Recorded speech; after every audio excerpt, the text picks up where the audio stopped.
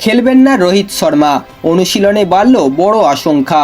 ভারতীয় দলের জন্য বড় আপডেট। আপনারা যদি ভারতীয় হয়ে থাকেন তাহলে সত্যি ভারতবাসীর জন্য একটি দুঃখজনক খবর। চলুন ভিডিওটি শুরু করা যাক। বাংলাদেশ ও পাকিস্তানের বিরুদ্ধে পরপর ম্যাচ জিতে আইসিসি চ্যাম্পিয়ন ট্রফির সেমিফাইনালের টিকিট পাকা করে ফেলেছে ভারতীয় দল। পাকিস্তানের বিরুদ্ধে জয়ের পর 2 দিনের ছুটিতে ছিল টিম ইন্ডিয়া। বুধবার ফের অনুশীলন শুরু করেছে ভারতীয় দল। এবার লক্ষ্য আগামী রবিবার নিউজিল্যান্ডের বিরুদ্ধে জিতে গ্রুপ চ্যাম্পিয়ন হিসাবে সেমিতে নামা। বুধবার থেকেই জোর কদমে অনুশীলন শুরু করলো ভারতীয় দল। তবে বুধবার অনুশীলনে একটি বিষয় একটু হলেও চিন্তা বাড়িয়েছে ভারতীয় টিম ম্যানেজমেন্ট ও ফ্যানদের মধ্যে।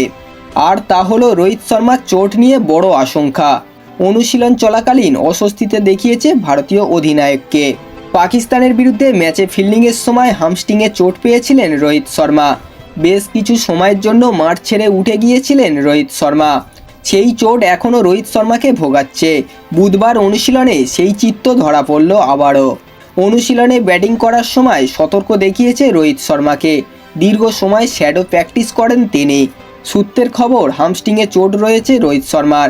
সেই কারণেই সতর্কতা অবলম্বন করতে দেখা গেল প্র্যাকটিস ম্যাচে। যদিও নিউজিল্যান্ড ম্যাচে রোহিতের খেলা নিয়ে কোনো সমস্যা নেই বলে জানা গিয়েছে।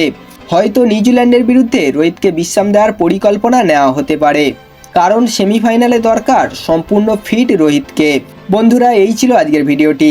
ভিডিওটি ভালো লাগলে like, comment, share and subscribe করতে ভুলবেন না।